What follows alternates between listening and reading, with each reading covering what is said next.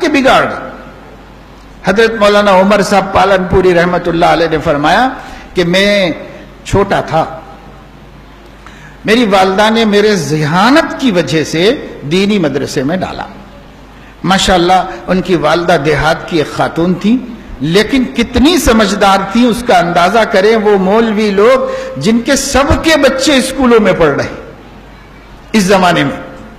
ہر مولانا یہ کہہ رہا ہے بھائی ہم کیا پائے بول کے پڑھ کے لکھ کے بابا عالم بنائے، مدرسے میں 2000 مل رہے وہاں 3000 ہونے کے، اپنے بچوں کو تو اچھا پڑھاؤ لکھاؤ۔ اللہ ماشاءاللہ اکثر علماء کے بچے عصری تعلیم ہی حاصل کر رہے نا۔ ذرا سوچئے کہ حضرت مولانا عمر پالنپوری کو ان کی خالہ بمبئی میں رہتی تھی، پالنپور میں ان کی ماں رہتی تھی۔ وہ چھوٹا گاؤں تھا، اب بھی کوئی بہت بڑا شہر نہیں ہے، وہ اس زمانے میں چھوٹا گاؤں تھا۔ یہاں سے لا کے بمبئی میں ایک مشنری اسکول میں اپنے بچوں کے ساتھ شریک کر دیا۔ 2 سال مولانا پڑھے وہاں پر۔ دوسرے سال کا رزلٹ دیکھ کر مشنری کے ذمہ داروں نے پیرنٹ میٹنگ میں بلا کر کے ان کی خالہ سے کہا یہ آپ کا بچہ ہمارے پورے اسکول میں سب سے ذہین بچہ ہے اور بہت بہترین پڑھنے والا بچہ ہے۔ ہم لوگوں نے میٹنگ کی ہے اور یہ طے کیا ہے کہ اس بچے کا گریجویشن کمپلیٹ ہونے تک ہماری مشنری خرچہ اٹھائے گی، فیس معاف اور کتاب ڈریس سب فری، اور جب تک کہ یہ گریجویٹ نہ ہو جائے۔ دوسری جماعت سے گریجویٹ ہونے کے لیے آپ سوچئے 13 سال اور پڑھانا ہے۔ 13 سال کی ذمہ داری پوری ان لوگوں نے لے لی، اتنا ذہین بچہ تھا۔ اور اس کے بعد یہ بچے کو چھٹیوں میں گھر چھوڑنے کے لیے خالہ پالنپور کو لے کر آئی اور خوشی کے مارے اپنی بہن کو بچے کے یہ کمالات بھی سنائے۔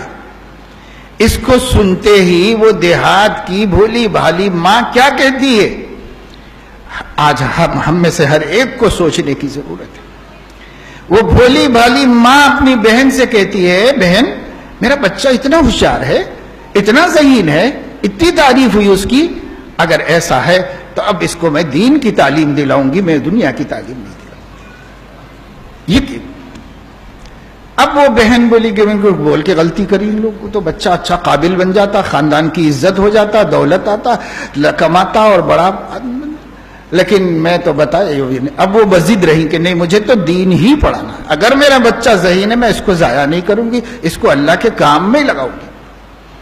چنانچہ اس ماں کی قبر کو اللہ تعالی ٹھنڈی فرمائے، جس ماں نے امت کو ایسا بڑا عالم دیا، آج اس مدرسے میں ڈال دیا۔ مدرسے میں 30 ابتدائی عالم کورس میں داخلہ ملا اور وہاں پڑھنے جا رہے تھے۔ چھوٹی سی انجمن ہوئی، ایک دن جمعرات کو روز پوچھتی تھی کہ آج کیا پڑھا بیٹا، خود سمجھتی کچھ نہیں تھی مگر پوچھتی برابر تھی۔ ایک دن کہنے لگے بیٹا آج کیا پڑھے، کہا ماں آج پڑھائی نہیں ہوئی، آج انجمن ہوئی۔ کہا انجمن کیا ہوتی ہے، کہا اس میں سب لوگوں کو تقریر کرنا پڑتا ہے۔ آپ نے بھی کی؟ ہاں میں نے بھی کی۔ تو مجھے بھی سناؤ بیٹا۔ پلو اوڑھ کے مولانا کا بیان ہے، ادب سے بیٹھ گئی اور پھر یہ کھڑے ہوئے اور جیسے انجمن میں انہوں نے 2 منٹ کی ایک تقریر کی تھی وہ تقریر ماں کے سامنے کی۔ تب ماں کی آنکھوں میں آنسو تھے اور یوں کہہ رہی تھی بیٹا تو ہمت نہ ہار، آج تو نے صرف ایک اپنی اماں کو، ایک آدمی کو تقریر سنائی ہے، انشاءاللہ میرے اللہ نے چاہا تو 4 لاکھ آدمیوں کو سنائے گا۔ یہ گاؤں کی دیہات کی ایک عورت اپنے بچے کے پہلے سال دینی تعلیم کے پہلے سال میں کہہ رہی ہے کیا نظر ہوگی، کیا توکل ہوگا، کیا اعتماد ہوگا اللہ کی ذات پر۔ جس جذبے سے اس نے مدرسہ بھیجا تھا اللہ پہ یقین تھا اس کو، میرا بچہ 4 لاکھ آدمیوں کو یہ زبان سے کیسے نکلا۔ اور شاید ہی مولانا کا کوئی جلسے میں خطاب ایسا ہوگا جس میں 4 لاکھ سے کم لوگ ہوں گے، کوئی خطاب ایسا ہوگا۔ تو اللہ پاک نے ایسا کام لیا۔ میرے دوستو یہ ہے ہمت بڑھانا۔ نہ آج مائیں اپنے بچوں کی توقعات کو بڑھا رہی ہے نہ اساتذہ، تو بچے کیسے حوصلہ مند ہو سکتے؟ حوصلہ مند، اس بچوں کو ماں نے کتنا بڑا حوصلہ دیا، اول جماعت میں حوصلہ دیا، پھر ایک دن عالم دین بنے۔